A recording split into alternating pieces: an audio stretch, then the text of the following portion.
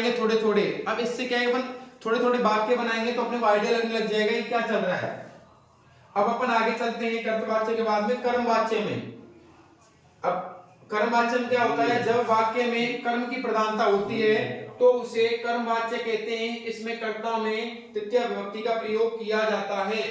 इसमें क्या है, कर्मवाच्य में जो कर्ता होगा उसमें तो हमेशा तृतीय विभक्ति का प्रयोग करेंगे, पर जो क्रिया है, क्रिया मतलब धातु, उसमें कर्मवाच्य होता है, इसमें कर्ता में तृतीय विभक्ति का प्रयोग किया जाएगा। जब वाक्य में कर्म की प्रधानता होती है तो इसमें कर्म प्रधान होगा। इसका मतलब जो कर्म के अनुसार ही क्या चेंज होंगे, इसमें आगे का काम होगा।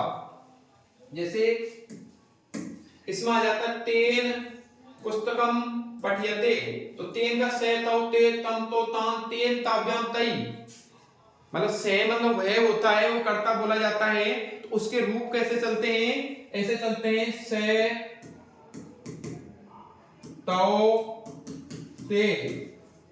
तो ते तम तो तान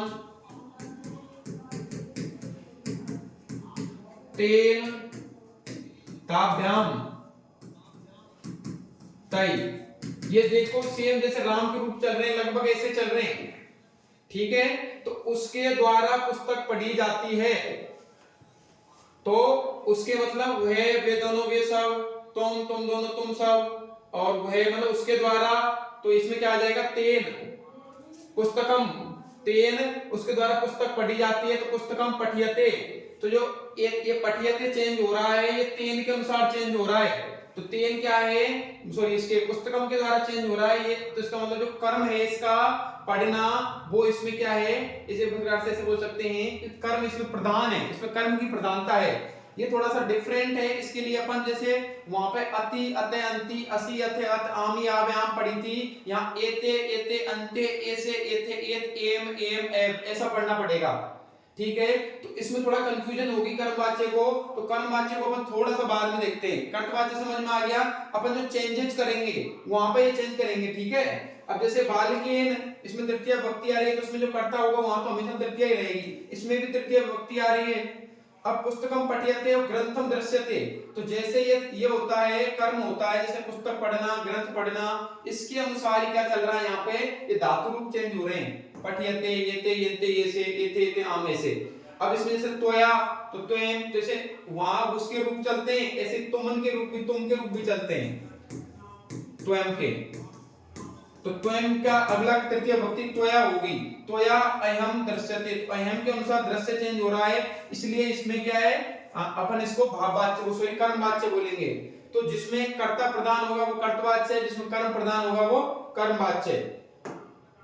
थोड़ी कंफ्यूजन हो रही होगी, कोई बात नहीं है, क्योंकि अपने लिए सब नया है ये, अपन संस्कृत ज्यादा पढ़ते नहीं है, फर्स्ट ईयर में पढ़ते हैं, उसके बाद में अब अपने थोड़ी सी देखनी पड़ रही है, क्योंकि यहाँ से 2 या 3 क्वेश्चन आएंगे और हम चाह रहे हैं कि वो क्वेश्चन गलत ना हो, उनको अपन सही करके आ जाएं, क्योंकि एक एक क्वेश्चन की बहुत इंपॉर्टेंस है। आगे है भाववाच्य, जब वाक्य में क्रिया की प्रधानता होती है, तो कर्मवाच्य में कर्म की प्रधानता थी, कर्तवाच्य में कर्ता की प्रधान थी, और भाववाच्य में भाव मतलब उसका जो क्रिया है, भाव मतलब क्रिया है, उसकी प्रधानता होगी। इसमें कर्ता हमेशा तृतीय विभक्ति में होता है और क्रिया सदैव प्रथम पुरुष एक वचन में ही होगी। जैसे छात्र उपविशति, तो छात्रेण उपविशते, ठीक है। अब ये जिसे प्रथम पुरुष एक वचन है ना, तो ये होना तो क्या चाहिए अति, पर ये अपने यहाँ अति नहीं चलती, इसके जो भाववाच्य और कर्म होते हैं उसमें हमेशा ऐसे चलता है, जैसे अपन ने वहां पढ़ी थी अति अते अंति, यहाँ असी अथे अथ आमी आवे आम, ठीक है। तो ये तो किसमें थे, कर्तवाच्य के अंदर थे, किंतु कर्मवाच्य और भाववाच्य में अगर देखें तो भाववाच्य में ये रूप ऐसे चलते हैं, अते एते अंते असे अथे एवे आमे आनी आवे आम, आनी आवे आम, ऐसे चलते हैं रूप। तो ऐसे हो रहा है यहाँ पे, जैसे उपविश्यते अते, अब उपविश्यते अते, तो जैसा इसलिए तो हमेशा तृतीय विभक्ति में रहेगा कर्ता, पर इसका जो आगे वाली जो क्रिया है वो हमेशा उस हिसाब से चेंज होगी जो भाववाच्य के रूप चलते हैं, जैसे छात्रे उपविश्यते, ऐसे करके अपने को पहचाना है। जब एते ऐसे एते आ जाए तो वो हमेशा भाववाच्य कहलाएगा। अब है कर्त और कर्मवाच्य। अब अगर यदि अपने को चेंज करना है तो जैसे कर्तवाच्य होता है ना, उसकी में हमेशा प्रथम विभक्ति का प्रयोग हो रहा है, तो अगर उसको कर्तवाच्य और कर्मवाच्य में बदलना है तो द्वितीय विभक्ति में बदलना पड़ेगा, ठीक है। और कर्मवाच्य आ जाए उसको भाववाच्य में बदलना है तो उसको अपने को इसमें बदलना पड़ेगा, जैसे रामे पुस्तकम पठति, ठीक है। तो इसमें कौन सा है, ये इसमें क्या प्रधान है, जैसे इसमें राम प्रधान है क्योंकि राम के अनुसार क्या चल रही है, इसकी क्रिया चल रही है, जैसे राम है, राम के अनुसार क्रिया चल रही है, तो कौन सा हो गया, कर्तवाच्य, क्योंकि इसमें क्या है, कर्ता प्रधान है। अब अपने को क्या करना है, इसको कर्मवाच्य में बदलना है, तो कर्मवाच्य में क्या करेंगे, जो उसकी प्रथमा विभक्ति है उसको द्वितीय बना देंगे। तो चलो प्रथमा विभक्ति क्या है, जैसे इसमें राम है तो इसको रामम कर दो, रामम पुस्तकम पठयति को पठियेते कर दो, क्योंकि अपने की जो जैसे उसमें अपन ने पढ़ा था, जैसे इसको तो चेंज करना ही है, साथ में येते ऐसे ऐसे भी करना है, तो दोनों चीज जब चेंज हो जाएगी तो क्या बन जाएगा, कर्मवाच्य बन जाएगा। तो इसमें जो तृतीय विभक्ति थी उसको प्रथमा बदल दो, प्रथमा है तो द्वितीय में बदल दो। अब जैसे राम अगला है कर्मवाच्य, ये तो अपन ने क्या देख लिया, कर्तवाच्य। कर्मवाच्य में क्या प्रधान होगा, कर्मवाच्य के अंदर कर्म प्रधान होगा, और जो कर्ता है वो किसमें रहेगा, जैसे कर्ता तृतीय विभक्ति में है तो उसको किसमें बदल देंगे, प्रथमा विभक्ति में बदल देंगे। जैसे राम के द्वारा पुस्तक पढ़ी जाती है तो रामेण पुस्तकम पठियते, इसको कैसे चेंज करेंगे, इसको जैसे करता है तृतीय विभक्ति में तो इसको हमेशा प्रथमा विभक्ति में ले जाएंगे, तो रामेण पठियते हो जाएगा। रामेण पुस्तकम पठियते, ये तो क्या था, अपना कर्ता कर्ता प्रधान था, कर्तवाच्य था, इसको अगर कर्मवाच्य में बदलना है तो कर्मवाच्य तो उसको होगा नहीं, तो इसकी जो रामेण था इसको पठियते कर देंगे, रामेण पठियते। तो ये थोड़ा ट्रिकी सा था, और इसको अपन वापस एक बार और देखेंगे अगले उससे, जैसे कि भाववाच्य को कर्मवाच्य में, कर्मवाच्य को भाववाच्य में। एक बार अपन ने केवल इतना देख लिया कि इसमें से कर्तवाच्य क्या होता है, कर्मवाच्य क्या होता है, भाववाच्य क्या होता है, इसके परिवर्तन क्या होते हैं वो अपन ने देख लिए, पर फिर भी इसमें कंफ्यूजन है कि अपन ने जैसे क्वेश्चन आएगा अपन ये तो पहचान लेंगे कर्तवाच्य, कर्मवाच्य, भाववाच्य, पर वो परिवर्तन कैसे करेंगे, उसके लिए अपन इसको कल वापस से एक बार और देखेंगे, ठीक है। अब अपन आ जाते हैं इंपोर्टेंट टॉपिक संधि और समास पे। अपन आ जाते हैं संधि और समास पे। जो इसकी संस्कृत का जो क्वेश्चन आएगा, या तो वो पूछेगा संधि से पूछेगा एक क्वेश्चन, या फिर समास से पूछेगा, इसमें से एक क्वेश्चन निश्चित है। बाकी धातु रूप पूछ सकता है, क्रिया रूप पूछ सकता है, सॉरी कारक चिन्ह पूछ सकता है, या फिर विभक्ति पूछ सकता है। तो इसमें जैसे संधि अपन इसकी पढ़ते हैं, तो संधि पढ़ने की अपन पूरी संधि पढ़ने जाएंगे तो संधि पढ़ नहीं पाएंगे, तो संधि पढ़ने के लिए अपन ने इसी तरीका निकल रहा है, जैसे मानो कि मानना है आ छोटा और बड़ा का गुण धर्म समान होता है, अपन ने क्या मानना है, जैसे आ अपन क्या पढ़ने जा रहे हैं, संधि, ठीक है। तो अपने को क्या मानना है, जैसे छोटा आ और बड़ा इनके गुणधर्म क्या है, समान है, ये मान के चलना है, इनके गुणधर्म क्या है, समान है। छोटी ई और बड़ी ई इनके गुणधर्म भी समान है, छोटा ऊ और बड़ा ऊ इनके गुणधर्म भी समान है, छोटी ए और बड़ी ए इनके गुणधर्म भी समान है, ओ और ओ इनके गुणधर्म भी समान हैं, मतलब इनके गुणधर्म मतलब लगभग समान होते हैं। अब अपन इसमें संधि पढ़ते हैं, तो पहली संधि क्या है, जैसे दीर्घ संधि, स्वर संधि पहली संधि क्या आती है, दीर्घ संधि।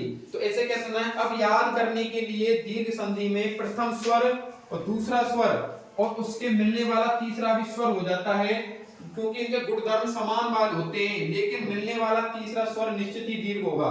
कैसे, जैसे अपने को दीर्घ संधि पढ़नी है, तो दीर्घ संधि में जैसे पहला आ गया प्लस दूसरा भी आ गया, तो निश्चित है कि तीसरा इसमें हमेशा आ ही होगा।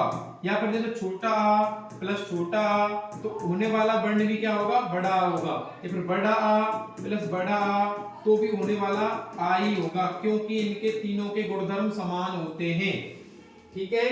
तो संधि पढ़, जैसे दीर्घ संधि है, अब इसके उदाहरण देखते हैं दीर्घ संधि के।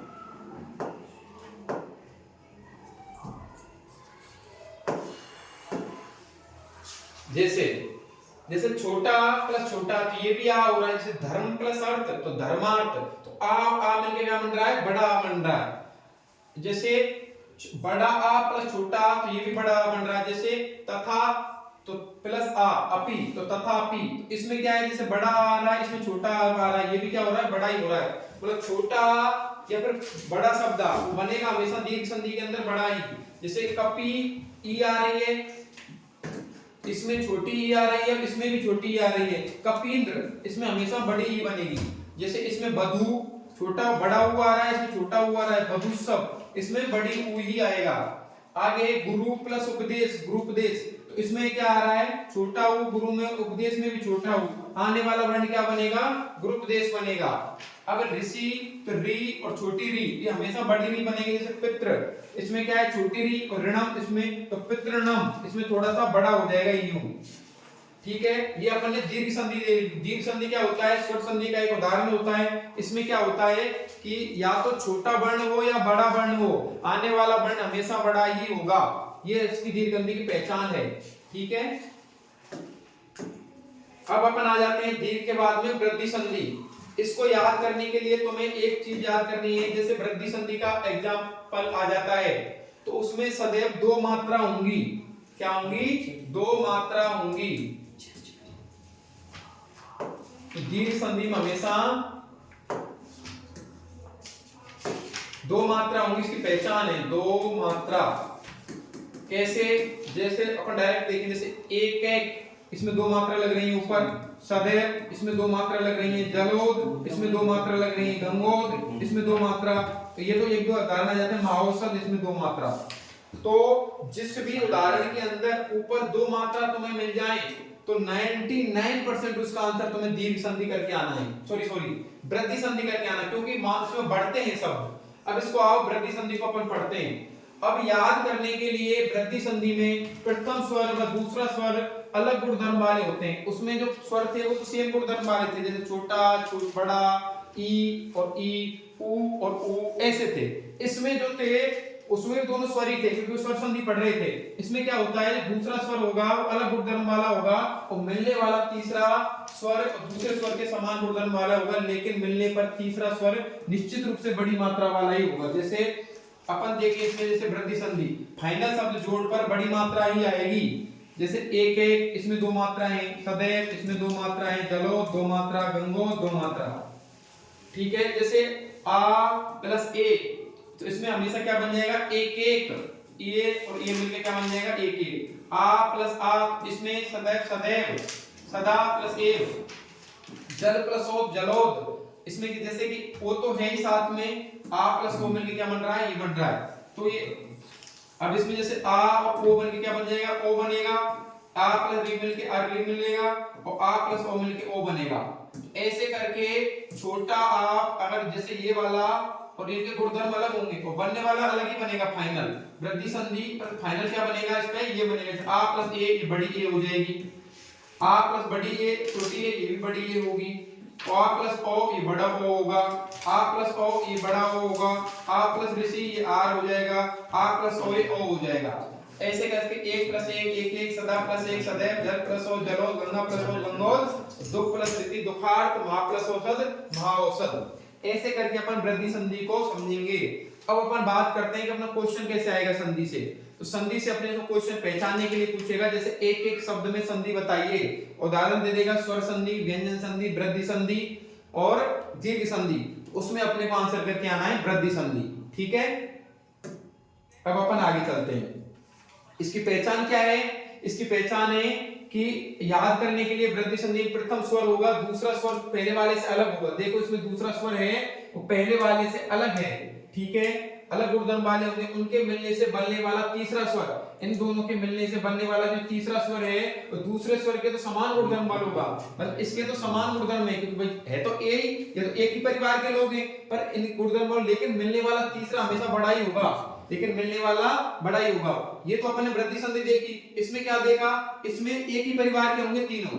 तो या तो ये छोटा हो या दोनों आप पर है तो एक ही परिवार के, बनेगा बड़ा, बड़ा प्लस बड़ा बड़ा, ई प्लस ई बड़ी, ऊ प्लस ऊ बड़ो, ऊ प्लस ऊ बड़ा ऊ, तो इसमें बड़ा ही होगा, पर परिवार सबका सेम होगा, मतलब एक जैसे होंगे।